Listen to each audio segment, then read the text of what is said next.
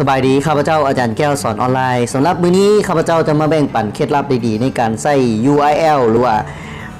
ในการค้นหาของ Facebook อาจจะได้ง่ายขึ้นและการเสิร์ชหาใน Google อาจจะเห็นง่ายขึ้นเนาะก็คือกล้องเพจแบบมึกๆตัวสีดำๆอยู่กล้องแบบซี่เนาะแล้วเราจะเฮ็ดได้จังได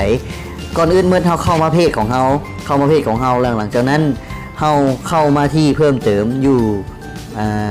สามขีดอยู่เบื้องขวามือเนาะหลังจากนั้นเลื่อนลงมาเนาะเลื่อนลงมาทางด้านลุ่มจะเห็นอยู่ว่าช่องแก้ไขเพจหลังจากนั้นเราแก้ไขเพจแล้วเราเลื่อนลงมาอยู่กล้องแก้ไขเห็นบ่ส่วนหัวของเพจเราคลิกใส่บอนนี้ส่วนหัวของเพจมันจะเห็นเด้งขึ้นมาหน้านี้เนาะสำหรับหลังจากนั้นเราคลิกใส่บอนที่เราจะใส่นะคลิกคืออาจารย์แก้วสอนออนไลน์คลิกใส่บอนในหน้าจอนี้เนาะเราก็จะเห็นเด้งขึ้นมาหลังจากนั้นเราก็ใส่ URL เข้าไปใส่มีอย่างกดตกลงแล้วก็สร้างเนาะก็คือซีเนาะกดตกลงสร้างเนี่ยถือว่าเราก็จะเห็นกองเพจเอาแบบซีเนาะอยู่กองนั้นเพื่อในการค้นหาในการหรือว่าการใส่ URL ตัวอย่าง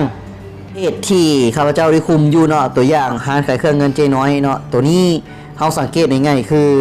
เพจตัวนี้ยังบ่ทันใส่ URL ของลิงก์เพจเนาะเราเข้าไปเบิ่งว่ามันจะบ่เห็นอยู่ในมึกเห็นบอกเขาจะบ่เห็นอยู่กล้องมันมีแอดเห็นบอกอันนี้สร้างชื่อ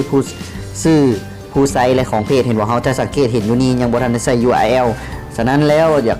เข้าไปแก้ไขเฮ็ดตามวิดีโอที่ข้าพเจ้าได้เฮ็ดนั่นเลยเนาะเพื่อในการค้นหาและการเสิร์ชหาง่ายๆเนาะการ URL สำหรับคลิปนี้ถ้าเห็นว่ามีคุณประโยชน์แก้สำหรับน้องๆหรือว่าอ้ายเนาะที่ว่ายังบ่ทันฮู้จักก็สามารถนำไปใช้